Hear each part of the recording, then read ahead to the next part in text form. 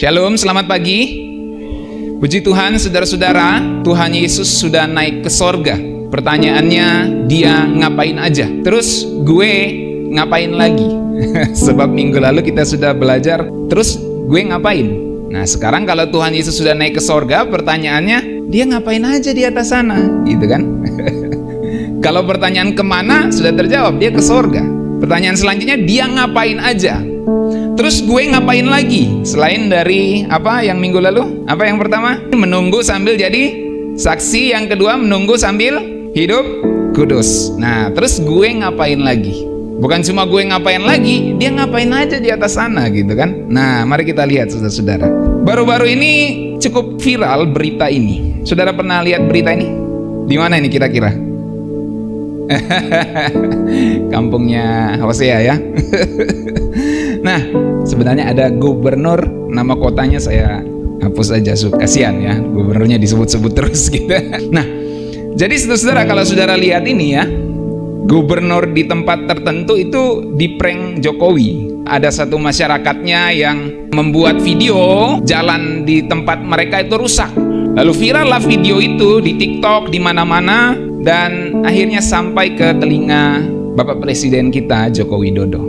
Singkat ceritanya, Bapak Presiden pasti memberitahu kepada pemerintah setempat bahwa akan ada kunjungan, maka jalan diperbaiki. Tetapi ternyata Bapak Presiden kita lewat di jalan yang tidak diperbaiki, yang masih rusak, saudara ya. Jadi media bilang kena prank karena Presiden kita lewat jalan lain yang belum diperbaiki. Nah, saudara-saudara, dari sini kita melihat penting sekali ketika seorang pejabat lewat, jalan itu diperbaiki. Di mana-mana begitu, saudara ya.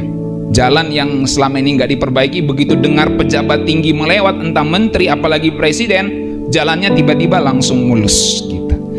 Jadi memang penting ketika pejabat-pejabat mau lewat, jalan itu dimuluskan. Bukan cuma karena presiden mau datang, tapi memang seharusnya masyarakat menikmati jalan itu. Nah, dari sini saya mau mengantar kita untuk melihat dia ngapain aja di atas sana. Tentu ada banyak hal yang bisa dijelaskan dari data-data Alkitab, dan ada banyak lagi juga pasti yang belum diceritakan oleh Alkitab karena 2000 tahun sudah berlalu, saudara. Tetapi prinsip-prinsipnya sudah diceritakan oleh Alkitab. Nah, satu saja saya mau berikan kepada saudara. Dia naik ke sana ngapain aja? Gitu kan? Sebelum nanti kita tanya, gue ngapain lagi? Dia ngapain dulu di sana, gitu kan? Nah, dia ngapain aja? Satu, pada pagi hari ini. Yang pertama, dia rintis jalan bagi kita. Dan itu bukan prank. Sama-sama bilang, bukan prank. Jadi dia udah naik ke sorga, saudara. Saudara pikir 2000 tahun saya nunggu ini, orang-orang Kristen nunggu. Apakah kita di-prank sama Tuhan Yesus? Iman kita, kepercayaan kita mengatakan tidak. Dia rintis jalan bagi kita. Lagian kalau kita mau pertimbangan logis, semua kepercayaan di dunia ini juga paling tidak percaya ada kiamatnya sendiri. Dan kiamatnya juga belum terjadi sampai sekarang. Jadi kalau kita percaya Tuhan Yesus naik ke sorga dan dia merintis jalan bagi kita, saya mau kasih tahu itu bukan prank ya. Bukan prank, dan kita nggak sedang di-prank sama Tuhan Yesus. Sebagai imam besar agung, saudara-saudaraku, Tuhan Yesus telah melintasi semua langit. Kalau saudara percaya ada multiverse, semua multiverse sudah dilintasi. Ada Dr. Strange versi universe ini, Dr. Strange versi universe sana gitu ya. Orang-orang tua bingung. Yang anak-anak muda sering nonton film Avenger tahu tuh. Jadi apapun yang saudara percayai, entah ada multiverse, entah banyak langit, Alkitab katakan Tuhan Yesus telah melintasi semua langit. Dan dia telah merintis jalan bagi kita. Ia menyediakan suatu tempat untuk kita. Ibrani 4 ayat 14 firman Tuhan katakan gini. Kita baca yuk sama-sama, 1, 2, 3. Karena kita sekarang mempunyai imam besar agung yang telah melintasi semua langit, yaitu Yesus anak Allah. Baiklah kita teguh berpegang pada pengakuan iman kita. Makanya kan ada pengakuan iman rasuli, yang di situ itu ada percaya Bapa, percaya Tuhan Yesus, yang disalib, mati, bangkit, dan naik ke sorga. Karena memang kenaikan Yesus ke sorga itu penting untuk diakui, karena implikasinya bagi orang percaya itu sangat besar. Kalau Tuhan Yesus tidak naik ke sorga, walaupun dia mati dan bangkit, tentu tidak selesai pekerjaannya, dalam pengertian tidak ada Roh Kudus yang datang. Mekanisme kerajaan Allah seperti itu. Dia naik dulu, baru dia utus Roh Kudus. Nah, jadi karena sekarang kita punya imam besar agung yang melintasi semua langit, kita harus berpegang pada pengakuan iman ini. Dia melintasi semua langit, artinya dia sampai pada tingkat langit yang paling tinggi. Kalau pakai bahasa perjanjian lama, dia bertahta di langit yang mengatasi segala langit. Di manakah itu? Di satu titik di universe sana. Ibrani 6 ayat 19 sampai 20. Pengharapan itu adalah sau yang kuat dan aman bagi jiwa kita yang telah dilabuhkan sampai ke belakang tabir. Jadi penulis surat Ibrani memberi pengajaran bahwa kita punya pengharapan kepada Tuhan Yesus. Dan pengharapan itu seperti jangkar sau yang kuat yang dilabuhkan sampai ke belakang tabir. Kalau saudara pernah lihat kapal, jangkarnya itu kan dilabuhkan ke laut, ya, sampai nanti dia melengket di satu batu di bawah atau di mana aja. Nah itu dia kokoh, dia nggak akan jalan kemana-mana kapalnya, saudara. Nah sekarang digambarkan jangkar kita itu dilabuhkan sampai ke balik gorden. Dalam tempat bait suci Yahudi itu ada altar luar, ruang kudus, ruang maha kudus. Di antara ruang kudus dan ruang maha kudus itu ada gorden, pembatas, sama seperti di ruangan tuna. Itu kan ada pembatas, saudara ya. Nah, di sebelah sananya itu ruang maha kudus. Dan di ruang maha kudus itulah jangkar kita sampai ke sana, menembus gorden itu. Dan itu pengharapan yang kuat, saudara, karena langsung dari sumber tahta maha kudus. Disebutkan lagi di mana Yesus telah masuk sebagai perintis bagi kita. Ketika ia menurut peraturan Melkisedek menjadi imam besar sampai selama-lamanya. Saya mau saudara garis bawahi, underline peraturan Melkisedek. Sebab nanti saya akan singgung kenapa dia menjadi imam besar untuk peraturan Melkisedek, bukan peraturan Lewi. Kalau saya mau shortcut cepat supaya nanti saudara nggak ngeblank. Kalau menurut Lewi, dia bukan perintis. Tapi kalau menurut peraturan Melkisedek, dia perintis dan orang-orang bisa mengikutinya. Namanya perintis. Perintis itu orang yang merintis duluan supaya orang-orang di belakangnya bisa ikut masuk sampai ke ruang maha kudus. Saya stop di situ dulu. Mari kita lihat data yang lain. Kata perintis, saudara-saudara, dalam teks aslinya adalah prodromos. Nah, ini bukan iklan apa itu yang mirip-mirip begini. Properti gitu ya, developer. Podo yang punya Central Park. Bukan itu, saudara ya. Kata perintis itu adalah prodromos. Nah, prodromos itu bisa berarti pelopor atau forerunner dalam bahasa Inggrisnya. Pelopor ini terutama orang yang diutus sebelumnya, ini dalam konteks militer, diutus sebelumnya untuk mengamati atau bertindak sebagai mata-mata. Ini CIA di sini. FBI, BIN. Orang yang diutus sebelumnya untuk mengamati atau bertindak sebagai mata-mata. One who is sent before to take observation or act as a spy, a scout. Jadi mengamati atau bertindak sebagai mata-mata, dia diutus sebelumnya. Jadi kata prodromos ini, saudara-saudara, mengandung pengertian orang yang datang terlebih dahulu ke suatu tempat di mana sisa atau orang lainnya akan mengikuti. One who come in advance to a place. Dia datang di duluan ke sebuah tempat where the rest are to follow, di mana orang-orang yang lainnya akan mengikuti atau dapat mengikuti. Kan kalau saudara pernah masuk hutan, belum ada jalan, itu dirintis sama orang yang di depan pakai barang, dia potong-potongin gitu ya. Seperti beberapa anak muda waktu kita ke puncak tuh ada yang rintis duluan, dia menjadi korban digigit pacet duluan gitu ya. Dia rintis jalan Akhirnya saya yang di belakang nggak digigit pacet gitu kan. Karena saya sudah dirintis jalannya. Kira-kira gitulah ya bahasa sederhananya. Jadi orang yang merintis jalan di luar. Kalau misalnya presiden mau datang ke sebuah tempat, saudara, itu jangan saudara pikir tidak ada pas pampres khusus yang di luar di depan. Ada, saudara. Entah dia nyamar jadi tukang bakso, entah dia nyamar jadi apa gitu. Sudah ada di luar. Kita nggak pernah tahu. Itu operasi rahasia. Tetapi di mana-mana seperti itu. Ketika seorang pejabat tinggi mau datang ke suatu tempat, apalagi sekelas presiden, itu pengamanannya ketat, saudara. Bahkan dari 2 minggu sebelumnya itu bisa sudah dipantau lokasi itu. Jadi penting sekali perintis ketika pejabat itu mau datang. Sebagai contoh kayak gini misalnya. Ini yang paling cukup heboh lah ya. Presiden kita mau pergi ke Ukraina kan, mau memediasi Rusia Ukraina kan. Itu ada tim yang di luar datang, tim advance namanya. Tim yang di luar pergi untuk merintis di sana, mengetahui di mana nanti letak presiden harus ini, di mana sniper harus bersiap, di mana ini harus gini, saudara. Semuanya harus siap ya. Terus ini lagi, prajurit-prajurit terbaik, Kopassus, Denjaka, Paskas akan kawal Jokowi. Ini pas pampres khusus. Gambar lain misalnya ini pengawalan Presiden Amerika, ini gambar lama ya, masih Presiden Obama. Itu ada penjaganya, ada perintisnya. Coba gambar selanjutnya lagi. Coba lihat. Sebelum itu lewat, semuanya harus dijaga itu.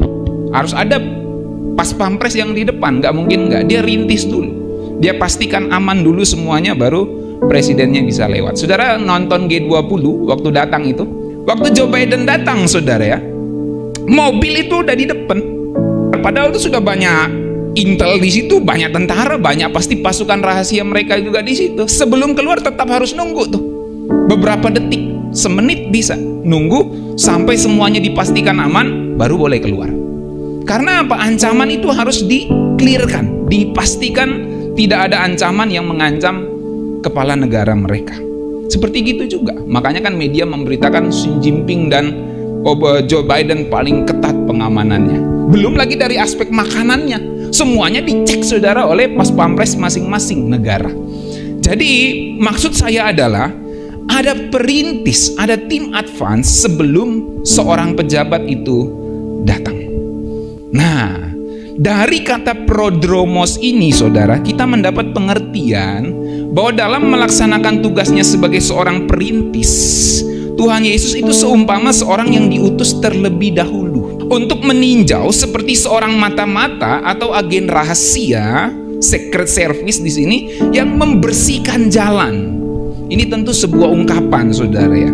Serta memastikan semuanya aman untuk para pejabat yang akan datang ke lokasi tersebut.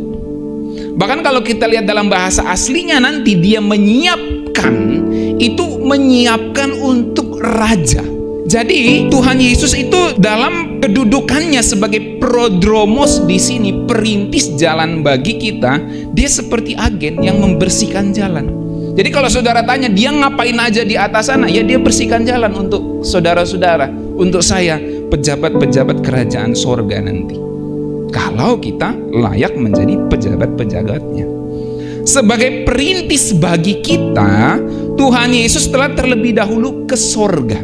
Dia tim advance-nya ke sana. Ia membuka jalan bagi kita untuk sampai ke sana. Ia mendahului kita masuk ke tempat perhentian kita yang kekal. Jangan saudara tanyakan sudah 2000 tahun Pak, apakah nggak sampai-sampai? Udah sampai. Cuma dijawab lagi, dia sabar terhadap kamu. Nah, ini perspektif yang saya mau kasih tahu, bahwa dia merintis jalan bagi kita. Kehadirannya di sorga itu menjamin semua orang percaya akan menjadi pejabat di kerajaannya, dapat masuk dan memerintah di kerajaan Bapa. Makanya dalam Wahyu 20 ayat 5, raja-raja disebut. Raja-raja kecil situ, itu orang-orang percaya. Raja-raja memerintah, menatap wajah dari sang anak domba. Dengan demikian, satu kali kelak secara fisik, orang percaya akan sampai ke sorga tempat Allah bertahta. Itulah yang disebut dalam kitab Wahyu sebagai Yerusalem baru. yang turun dari sorga dari Allah di langit baru dan bumi yang baru. Yerusalem baru inilah istana Bapa. Jadi kalau kita bayangkan kerajaan Allah, maka ada istananya. Nah, Yerusalem baru itu istananya Bapa, tempat tinggal keluarga kerajaan Bapa di sorga nanti. Dalam Yohanes 14 ayat 1-3, Tuhan Yesus pernah berkata kepada murid-muridnya bahwa ia pergi ke situ untuk menyediakan tempat bagi mereka. Perhatikan, menyediakan tempat bagi mereka, bagi kita, supaya di tempat di mana Tuhan Yesus berada, kita pun berada. Menarik saudara, sebab kata menyediakan dalam teks aslinya adalah hetoimazo, yang dapat berarti membuat persiapan yang diperlukan, to make the necessary preparation. Membuat persiapan yang diperlukan itu disebut menyediakan. Nah, kata hetoimazo ini mengandung pengertian mempersiapkan jalan untuk raja yang akan lewat. Makanya saya berani bilang pejabat itu bukan asal-asalan, bukan teologi sesat. Memang kita ini pejabat-pejabat kerajaan sorga yang akan memerintah sebagai raja-raja di sana. Tentu orang-orang yang setia. Mempersiapkan jalan untuk raja yang akan lewat. Hetoimazo di situ digunakan juga di Wahyu 16 ayat 12. Kalau saudara cek di Alkitab saudara, itu malaikat menumpahkan cawan yang ke-6. Ketika malaikat menumpahkan cawan yang ke-6, sungai Efrat menjadi kering. Kenapa sungai Efrat harus menjadi kering? Supaya siaplah, supaya hetoimazo, jalan bagi raja-raja dari sebelah timur. Kalau saudara mau dengar penjelasan cawan ke-6, lihat YouTube saya soal kitab Wahyu ini, soal cawan yang ke-6. Saya jelaskan di situ ya. Siaplah jalan bagi raja-raja dari sebelah timur. Siapa raja-raja itu? Ada banyak penafsiran, tetapi saya sudah mengajarkannya kepada saudara di dalam seri kitab Wahyu. Jadi saudara-saudara, kata hetoimazo itu memperjelas bahwa kenaikan Tuhan Yesus ke sorga adalah untuk menjadi perintis bagi kita.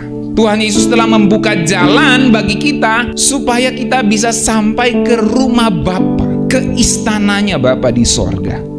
Dan satu kali kelak Ia akan datang kembali membawa kita ke sana, supaya di mana Ia ada, kita pun berada. Nah, sekarang seperti yang saya katakan tadi, soal menjadi imam besar menurut peraturan Melkisedek. Saudara perhatikan, menarik juga bahwa para imam dari suku Lewi menurut peraturan Harun itu bukanlah perintis. Mereka imam tapi bukan perintis. Kenapa bukan perintis? Sebab tidak seorang pun dapat mengikuti mereka masuk ke tempat Maha Kudus. Tidak sembarang orang masuk ke tempat Maha Kudus, saudara.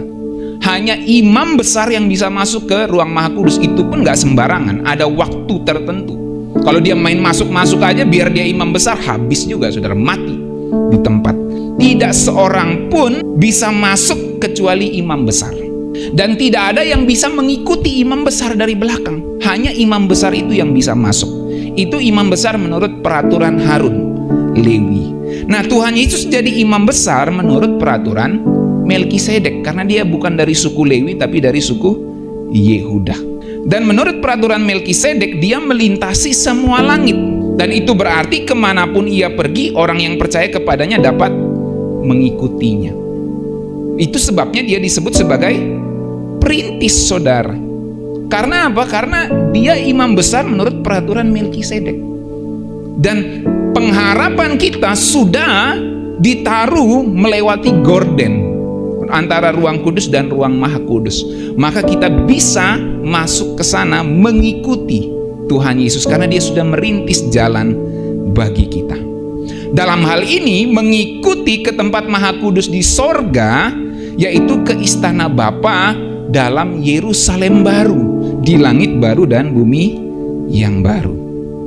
Kenaikan Kristus ke sorga melintasi semua langit sebagai perintis, mendahului kita, membuat kita mengerti rumah kita yang sesungguhnya ada di suatu tempat di belakang langit biru yang kita lihat ini, saudara. Jadi rumah kita sesungguhnya, kalau rumah itu bicara apa? Rumah itu bicara aset. Rumah itu bicara tempat tinggal. Rumah itu bicara harta benda, harta kekayaan. Jadi aset kita sesungguhnya, warisan kita yang sesungguhnya itu ada di suatu tempat di belakang langit biru sana, saudara. Aset kita yang sesungguhnya ada di sana. Itu sebabnya kalau ada aset-aset kita, ada harta benda kita yang terbakar habis, ya udah, pasrahin aja, jalani aja. Karena aset kita yang sesungguhnya ada di suatu tempat di belakang langit biru. Cukup jadi pelajaran dan kita usahakan tidak terulang lagi. Kita jaga itu aset baik-baik, tapi hati kita tidak boleh tertaruh di sana. Ada orang yang pernah kehilangan truknya, saudara. Dia ditipu. Saya pernah cerita kepada saudara sepertinya. Seorang majelis, dia ditipu. Dia pensiun, uang pensiunnya dia belikan truk untuk angkat-angkat pasir. Jadi bisa direntalin gitu truknya untuk angkat-angkat pasir. Nah, dia percayain satu sopir bawa truknya dibawa lari. Sejak saat itu majelis itu langsung stroke, saudara. Sampai matinya saya tahu dia stroke. Kenapa? Karena hatinya ditaruh di sana. Memang kita harus mengasihani juga, sebab uang pensiunnya, seluruh hasil kerjanya dia belikan truk, dan truknya hilang habis. Itu berat, saudara, berat sekali. Karena itu semua hasil kerjanya di masa tua dia berikan truk itu, dan truk itu dicuri orang. Berat sekali. Tetapi firman Tuhan mengajar kita jangan taruh hati kita di sana. Kalau hilang ya sudah, mau di apa? Harta kita sesungguhnya ada di sorga. Nah, saudara-saudara, Alkitab menyebut orang Kristen dengan istilah ini, ya. Kita ini sebagai orang-orang percaya disebut dengan 3 istilah paling tidak dalam Alkitab. Yang pertama, kita ini disebut xenos. Xenos itu berarti orang asing. Di Ibrani 11 ayat 13 firman Tuhan katakan gini, dalam iman mereka semua ini telah mati sebagai orang-orang yang tidak memperoleh apa yang dijanjikan itu, tetapi yang hanya dari jauh melihatnya dan melambai-lambai kepadanya, dan yang mengakui bahwa mereka adalah orang asing dan pendatang di bumi ini. Ini orang-orang yang teraniaya. Kalau saudara baca Ibrani itu ada yang digergaji, ada yang terpisah dari keluarganya, mengalami penderitaan. Dan Alkitab saksikan kalian xenos, kalian orang asing di bumi ini. Dikembalikan ke atas, mister. Nah, xenos ini bicara lebih kepada komunitas atau kekeluargaan kita yang permanen, bukan di bumi ini. Kita memang punya anak, kita punya orang tua yang harus kita hormati, kita sayangi. Tetapi Alkitab mengajarkan komunitas kekeluargaan kita yang permanen bukan di bumi ini. Kekeluargaan kita yang permanen itu ada di kerajaan Bapa, di langit baru dan bumi yang baru. Itu sebabnya dalam nasihat firman Tuhan ketika mereka dipisahkan dari keluarga karena mereka percaya Yesus. Kamu percaya Yesus, gua potong nih anakmu, gua bunuh nih bapakmu, dan lain-lain. Dipisahkan, digergaji, ini firman Tuhan katakan nanti kamu akan masuk ke tanah air sorgawi, di mana komunitas dan kekeluargaan yang permanen nanti ada di sana, di langit baru dan bumi yang baru. Jadi di bumi ini mengalami penderitaan, aniaya, mengalami berbagai permasalahan hidup, ya jalani saja, hadapi, tapi jangan sampai itu melemahkan imanmu. Itu harus terjadi untuk menguatkan iman kita. Tapi ingat, kamu orang asing di bumi ini. Kamu xenos, sebab komunitas kekeluargaan yang permanen bukan di bumi ini. Ketika ada seseorang yang percaya Tuhan Yesus, keluarganya kemudian mengabaikan dia. Keluarganya mengatakan kamu jadi anak durhaka, tidak mau ikut iman kepercayaannya bapak mama. Kamu tidak diakui lagi sebagai anak. Di situ dia harus memilih Tuhan Yesus atau keluarganya. Dia tetap harus mengasihi keluarganya, tapi harus memilih kepercayaannya kepada Tuhan Yesus sebagai yang utama. Dari sinilah kita mengerti kekeluargaan yang permanen itu bukan di bumi ini, tapi di kerajaan sorga. Dan tentu kita berharap orang-orang seperti itu keluarganya juga akan diselamatkan oleh Tuhan. Yang kedua, kita disebut paroikos. Paroikos ini diterjemahkan sebagai pendatang. 1 Petrus 2 ayat 11. Kita baca yuk sama-sama, 1, 2, 3. Saudara-saudaraku yang kekasih, aku menasihati kamu supaya sebagai pendatang dan perantau kamu menjauhkan diri dari keinginan-keinginan daging yang berjuang melawan jiwa. Kita disebut pendatang. Kembali ke slide tadi, Mister. Pendatang itu paroikos. Paroikos ini lebih menunjuk rumah, tempat tinggal yang permanen, bukan di bumi ini. The world, bumi ini bukan rumah kita. The world is not our home. Rumah dunia ini bukan tempat tinggal, bukan rumah kita yang sesungguhnya, saudara. Sebab rumah tempat tinggal kita yang permanen itu bukan di bumi ini. Kalau saudara mungkin belum menghayati itu, nanti kalau ada orang yang meninggal baru saudara bisa memahami itu. Sungguh-sungguh kehidupan kita di bumi ini hanya sementara. Rumah tempat tinggal kita yang permanen itu bukan di bumi ini, tapi di satu titik di universe di atas sana. Kita ini menjadi pendatang di bumi ini. Kita memang lahir di bumi ini, tetapi begitu kita dilahirkan baru secara rohani, Alkitab mengatakan kamu jadi pendatang, sebab kamu telah dipindahkan dari dalam kerajaan kegelapan ke dalam kerajaan anaknya yang kekasih. Dan dalam kerajaan anak kekasih, kamu di sini masih ada di bumi. Masih ada penyesatan, masih ada kejahatan, dan statusmu di sini menjadi pendatang. Karena kamu anggota kerajaan anak di sini. Dan nanti satu kali kala kamu dibawa ke kerajaan Bapa di langit baru dan bumi yang baru. Yang ketiga, dalam Alkitab kita disebut parepidemos. Parepidemos diterjemahkan perantau, saudara. Ayat yang tadi itu perantau, sama ya. Saudara-saudaraku yang kekasih, aku menasihati kamu supaya kamu sebagai pendatang dan perantau, supaya kamu menjauhkan diri dari keinginan-keinginan daging yang berjuang melawan jiwa. Kembali lagi, Mister. Perantau atau parepidemos itu lebih kepada kewarganegaraan. Kalau yang pertama tadi komunitas, kekeluargaan, lalu yang kedua rumah, tempat tinggal, sekarang kewarganegaraan atau kependudukan yang permanen itu bukan di bumi ini, tapi di kerajaan sorga, di langit baru dan bumi baru nanti, saudara. Menarik, saudara-saudara, sebab dalam Wahyu 17 ayat 2, orang-orang tidak percaya yang akan binasa itu disebut sebagai penghuni-penghuni bumi. Ini Alkitab nih. Wahyu 17 ayat 2, orang-orang yang tidak percaya itu disebut penghuni-penghuni bumi. Coba kita baca Wahyu 17 ayat 2. 1, 2, 3. Raja-raja dunia berbuat cabul dengan dia, dan penghuni bumi menjadi mabuk karena minum anggur percabulannya. Kalau saudara baca perikopnya yang diberikan oleh LAI, itu penghakiman atas Babel. Makanya saya bilang kan kita harus eksodus dari Babel, keluar dari Babel. Nah, itu keluar dari bumi ini, karena Babel ini bicara tentang dunia ini, saudara. Jadi orang-orang yang disebut penghuni bumi ini nanti orang-orang yang binasa disebut di sini. Penghuni di situ dalam bahasa Yunaninya katoikeo, artinya tinggal menetap, to dwell, settle, inhabit. Habitnya itu di sini, di dunia ini. Nah, memang kita bukan menjadi orang yang stres, yang kemudian seperti orang gila yang semuanya lihat-lihat ke atas gitu. Enggak, saudara. Kita tetap hadapi kehidupan di bumi ini. Itu nanti saya singgung di kita ngapain. Ini kan saya lagi singgung dia ngapain di sana. Dia rintis jalan. Dan karena dia rintis jalan, Roh Kudus dicurahkan, Roh Kudus bekerja, kita dilahirkan kembali. Begitu kita dilahirkan kembali, kita tidak jadi penghuni bumi. Kita tidak jadi katoikeo.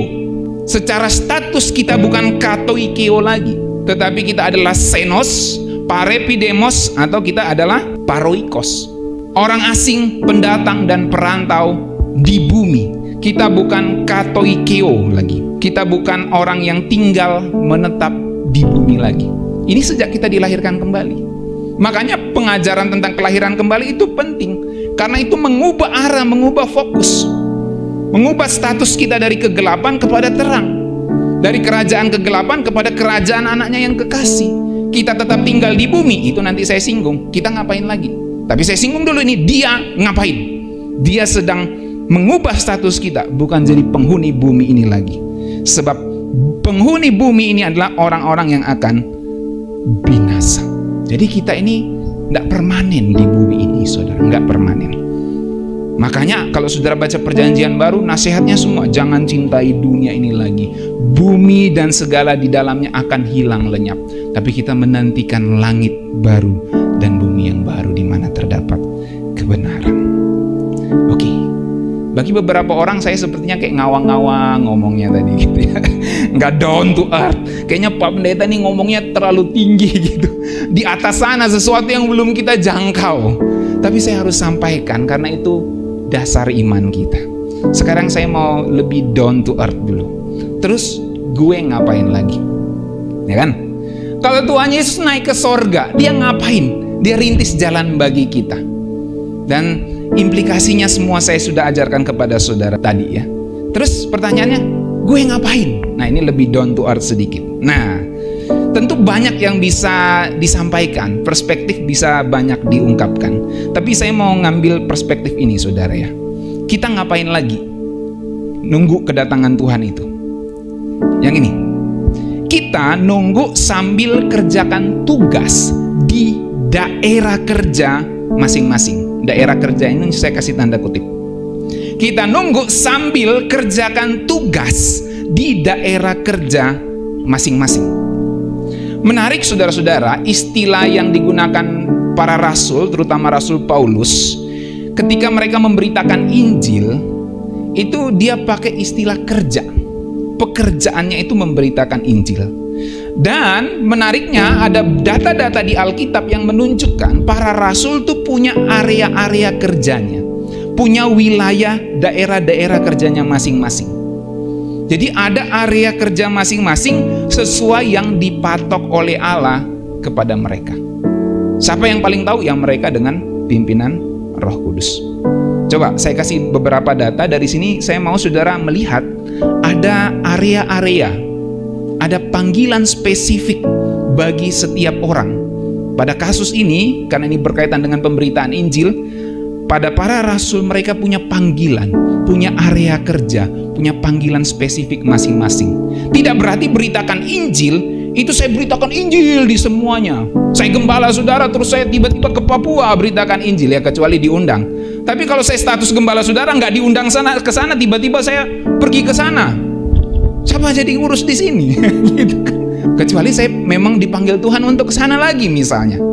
Kalau saya gembala saudara, tiba-tiba saya ke Papua tanpa undangan, tanpa apa, kan itu nggak mungkin. Sebab ada daerah kerja masing-masing, ada panggilan spesifik masing-masing, sesuai waktu yang Tuhan tentukan.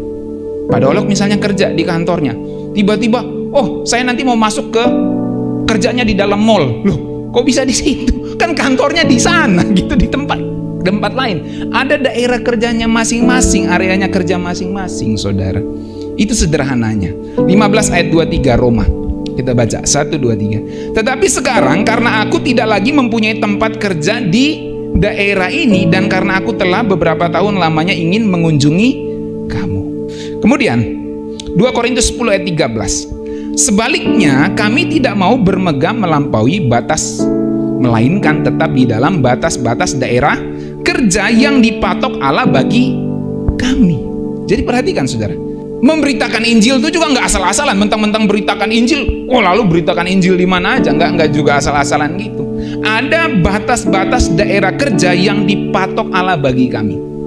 Beritakan Injil saja yang demi keselamatan umat manusia nggak sembarangan, saudara. Ada batas-batas, ada area kerja. Saudara di dunia sekuler, Abed misalnya di kantornya dia bagian IT di kantornya saat ini. Terus tiba-tiba nanti dia ngobe gitu kan. Kan bukan area kerjanya gitu.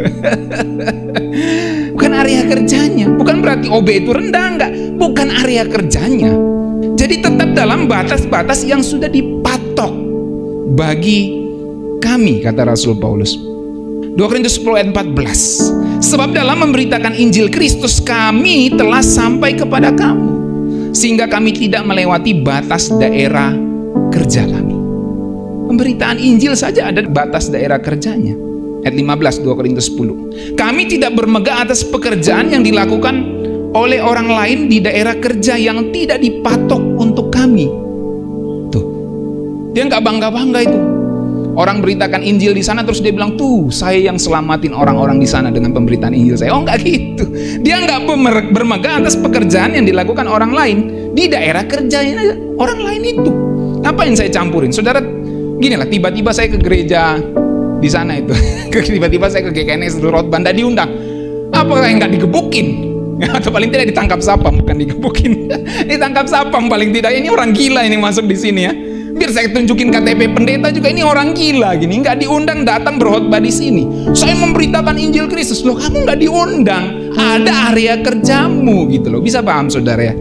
Jadi semua kita itu punya panggilan spesifik di tempat kita masing-masing.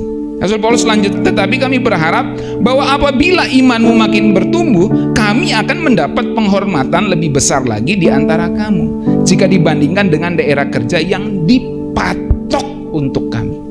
Penginjilan saja, berita Injil saja untuk keselamatan banyak orang harus diatur, ditertibkan, dipatok daerah kerjanya. 16. Ya, kami hidup supaya kami dapat memberitakan Injil di daerah-daerah yang lebih jauh daripada daerah kamu dan tidak bermegah atas hasil-hasil yang dicapai orang lain di daerah kerja yang dipatok untuk mereka. Apa yang saya mau sampaikan kepada saudara? Tuhan punya daerah kerja untuk setiap kita masing-masing. Daerah kerja saya saat ini, di waktu ini sebagai gembala saudara. Dan saya menyampaikan firman Tuhan kepada saudara. Saudara sekarang di kantor masing-masing punya daerah kerja. Di keluarga masing-masing punya daerah kerja. Ada yang bapak rumah tangga, ada yang ibu rumah tangga. Saudara di keluarga saudara sebagai seorang anak dari seorang ayah dan ibu, di mana saudara harus mengabdi kepada mereka.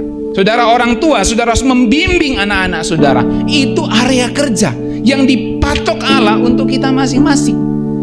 Banyak orang pikir ibu rumah tangga itu tidak ada kerjaannya. Jangan salah. Orang yang tidak kerja kantoran, ibu rumah tangga lebih banyak kerjaannya. Dia harus urus anak, dia harus masak, dia harus bersihkan rumah terkadang. Bukan terkadang, memang harus bersihkan. Maksudnya kalau tidak ada asisten rumah tangganya. Ibu rumah tangga pun itu pekerjaan. Itu daerah kerja yang dipatok Allah untuk mereka. Jadi jangan pikir wanita karir itu baru ibu yang bekerja. Ibu rumah tangga pun itu ibu yang bekerja. Sebab mereka pekerjaannya saat itu yaitu dipatok Allah untuk mereka. Setiap kita punya area kerja, panggilan kita masing-masing saudara.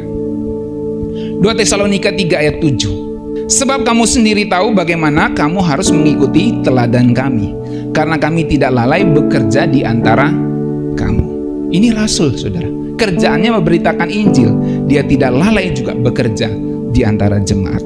Dan tidak makan roti orang dengan percuma, tetapi kami berusaha dan berjerih payah siang malam, supaya jangan menjadi beban bagi siapapun di antara kamu. Rasul-rasul pun bekerja mencari uang untuk bisa makan sendiri dan tidak membebani jemaat.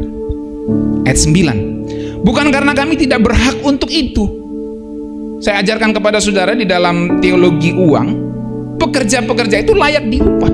Tapi Rasul Paulus di sini dalam hal ini luar biasa, dan beberapa rasul di sini karena dia sebut kami. Bukan karena kami tidak berhak dapat persembahan dari saudara, melainkan karena kami mau menjadikan diri kami teladan bagi kamu supaya kamu ikuti bahwa kami bekerja dan tidak jadi beban bagi kamu. Sebab juga waktu kami berada di antara kamu, kami memberi peringatan ini kepada kamu, jika seorang tidak mau bekerja, janganlah ia makan. Beberapa waktu yang lalu saya khotbah ini, setelah itu semua cuci piring tuh. Bukan itu maksudnya saudara. Jangan tersinggung. Jika seseorang tidak mau bekerja, janganlah ia makan. Saya ajarin Naweng tuh, habis makan cuci piring. Kamu tinggal sama orang malas-malas, 1-2 hari dia senang. Kalau tinggal lama-lama sama orang malas cuci piring, dimarah juga kamu nanti. Itu tinggal di sini belajar cuci piring. Jangan anak-anak sudah belajar jadi bos. Cuci piring, sapu rumah, semua harus diajarin saudara. Jika seseorang tidak mau bekerja, janganlah ia makan. Jadi hidup ini harus kerja. Cara dapat berkat Tuhan cuma satu, kerja. Tuhan sudah gariskan, Tuhan sudah atur, apa yang kamu tabur kamu tuai. Kalau kita berdoa minta berkat Tuhan, Tuhan mau kamu bekerja. lewat situ Tuhan akan berkati hidup kamu. Nggak ada uang jatuh dari langit, saudara. Kecuali ada orang kaya, the rich itu bagi-bagi dari helikopter, itu uang jatuh dari langit. Nggak ada uang jatuh dari sorga sana, saudara. Tuhan, hambamu kelaparan, hamba doa puasa Tuhan. Tiba-tiba ceng, muncul duit 1 miliar di kantong plastik di depan, saudara. Nggak ada kayak gitu. Tuhan nggak bekerja dengan cara itu. Ya. Alkitab sudah kasih tahu, kalau mau berkat Tuhan, kerja. Kalau nggak kerja, jangan makan. Ini para rasul yang nasihati, saudara. Ini ajaran Alkitab. Kami katakan ini karena kami dengar bahwa ada orang yang tidak tertib hidupnya dan tidak bekerja, melainkan sibuk dengan hal-hal yang tidak berguna. Jadi, ajaran Alkitab tuh nggak melulu soal sorga seperti yang saya ajarin tadi sebelumnya kan. Ngapain gitu ya? Dia rintis jalan bagi kita gitu. Yerusalem baru, saudara, kayaknya aduh kita nggak sampai ke sana Pak pikirannya. Ini Yerusalem baru, langit baru, bumi baru, bikin pusing Pak. Hari-hari gua di kantor, hari-hari gua mikirin anak-anak ngerjain kimia gitu ya Pak Rahman. Ajarin anak matematika, kimia, fisika gitu. Nggak ada kayaknya pikiran saya langit baru, bumi baru. Hari-hari gua ngitung konstruksi nih Pak, kata Pak Dolok. Mikirin Elois di rumah. Harus pergi kerja, berjuang dengan macet-macetan Pak. Saya mengerti pergumulan kita semua, saudara. Hidup saudara pasti berat juga, saya tahu. Saya mengerti, saya memahami. Tapi firman Tuhan saya harus ajarkan bahwa dia ngapain aja dia siapkan sesuatu yang besar bagi kita di sana. Kita ini pejabat-pejabatnya kalau kita setia. Dan dia siapkan tempat aset kita yang sesungguhnya di atas sana. Tapi selama di bumi, apakah kita selalu mikir-mikirin di atas saja? Kita harus menghadapi realita kehidupan. Kita bahkan bisa sakit, kita bisa mengalami berbagai pencobaan, berbagai masalah dalam hidup ini. Entah dengan orang, entah dengan atasan, entah dengan keluarga sendiri. Entah kita punya harta benda yang bermasalah. Kita menghadapi realita kehidupan ini. Tapi firman Tuhan ingatkan, asetmu, kekeluargaanmu yang sesungguhnya, komunitasmu yang sesungguhnya, kewarganegaraanmu yang sesungguhnya bukan di bumi ini, tapi di kerajaan sorga. Itu yang harus diingat. Mungkin kita ini sekarang dalam kondisi aman, tetapi di beberapa tempat di sana, saudara, yang negaranya itu mengeksekusi orang-orang Kristen, baru saudara nanti bisa merasakan kewarganegaraan kita yang sesungguhnya di kerajaan sorga. Puji Tuhan negara kita aman. Tapi firman Tuhan kan tetap harus disampaikan. Kewarganegaraan kita bukan di bumi ini yang sesungguhnya di kerajaan sorga. Kita nggak menyangkali kewargaan negara kita Indonesia. Itulah realita yang kita harus hidupi di bumi ini. Rasul Paulus pun bilang aku warga negara Roma kok. Dia nggak sangkali itu. Padahal Roma itu yang menganiaya orang Kristen. Tapi dia gunakan itu sebagai strategi untuk membela dirinya di hadapan para prajurit. Itu sah-sah saja karena memang realitanya kita warga negara di dunia ini. Tetapi dalam kondisi yang teraniaya, baru nanti kita rasain warga negara kita yang sesungguhnya bukan di bumi ini. Nah, saudara-saudara yang dikasih dalam Tuhan, jadi tidak melulu kalau kita bicara tentang sorga berarti kita itu orang Kristen tuh kayak nggak nyentuh bumi, itu enggak. Kita bicara soal sorga karena orientasi kita di sana. Jadi kita hadapi kehidupan ini. Ngadapinnya apa? Ingat, ada area kerja kita masing-masing. Ada patok-patok kerja yang ditetapkan Allah untuk kita masing-masing. Ada yang jadi bapak rumah tangga, ibu rumah tangga. Ada yang jadi pacarmu saat ini. Itu area kerjanya harus dipatok tuh. Jangan pacar sudah jadi kayak suami, gitu kan? Area kamu lewati area kerjamu tuh. Bisa paham ya yang lagi pacaran ya?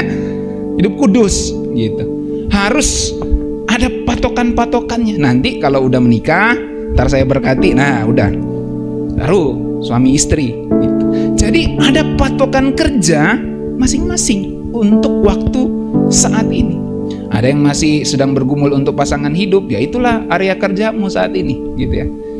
Mario ditanya, yo ada pacarmu yo? Saya nggak cari pacar lagi, cari istri ya yo. Amin yo. Ya, siap-siap yang masih jomblo cewek-cewek. Langsung ditembak nanti. Mau nggak jadi istriku? Bukan jadi pacar lagi. Mau nggak jadi istriku? Gitu. Gitu ya. Jadi intinya gini, kita harus down to earth. Lihat, kita harus hadapi permasalahan hidup ini, tapi jangan lupa kita punya pengharapan di atas sana. Amin, saudara. Oke, cepat saja saya tutup. Jadi saudara-saudara, Tuhan Yesus naik ke surga rintis jalan untuk kita. Dia naik, dia rintis jalan karena kita disiapkan jadi pejabat-pejabat kerajaan surga. Tentu asal kita setia. Nah, pertanyaannya terus kita ngapain lagi, Pak? Saya sudah sampaikan kita nunggu sambil jadi saksi. Nunggu sambil hidup kudus. Dan yang ketiga, nunggu sambil kerjakan tugas di daerah kita masing-masing. Entah saudara ibu rumah tangga, bapak rumah tangga, anak dari orang tua saudara, orang tua dari anak-anak saudara, pelajar yang masih pelajar, belajar. Kerjaanmu adalah belajar, pelajari yang diajarkan oleh guru. Saya ajarin Aweng, jangan main game terus. Itu ya. Free Fire-nya hapus. Hapus. Walaupun nanti di sana ada. Hapus sekarang. Kamu pelajar sekarang, belajar. Aweng, marahin dia tuh gara-gara main game terus. Ya Mario juga ya. Jangan game terus yo. Nah, belajar. Tuh lihat kakak-kakakmu itu, puji Tuhan, sejauh ini berhasil ya. Nanti berhasil terus. Didikan papa itu keras yo, tetapi berguna itu yo ya. Jadi kerjain tugas di daerah masing-masing. Jadi pelajar belajarlah. Jadi guru ngajarlah yang baik gitu. Jadi pekerja kantoran kerjalah di kantor yang baik gitu. Jadi pelayan melayanilah yang baik. Masing-masing kerjakan di daerah masing-masing. Kita punya ke area kerja masing-masing yang dipatok Allah. Dengan kata lain, kita punya panggilan spesifik masing-masing untuk saat ini. Dulu Ibu Feli wanita karir, sekarang ibu rumah tangga aja sambil bisnis. Itu area kerja saat ini. Mungkin nanti kalau Eloy sudah besar, udah kerja lagi, bisa toh.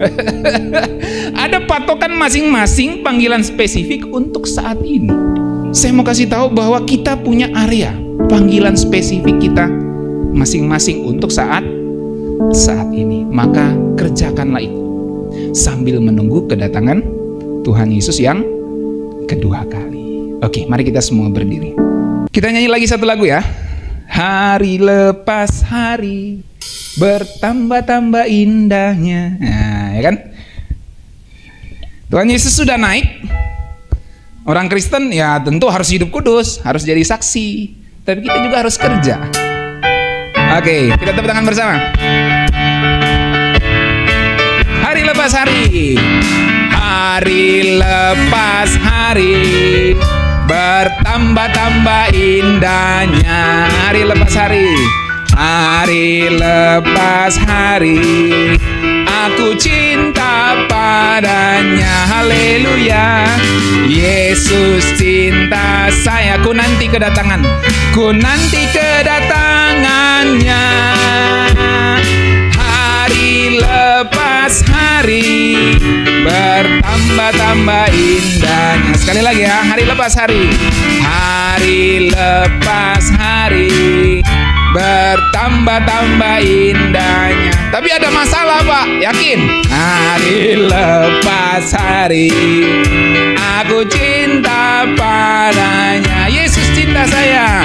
Yesus cinta saya. Ku nanti kedatangannya. Hari lepas hari bertambah-tambah indahnya. Yesus cinta saya, ku nanti kedatangannya. Hari lepas hari bertambah-tambah indahnya. Kita nunggu sambil jadi saksi, hidup kudus, kerjakan tugas di daerah masing-masing. Panggilan spesifik kita dikerjain. Kita berdoa.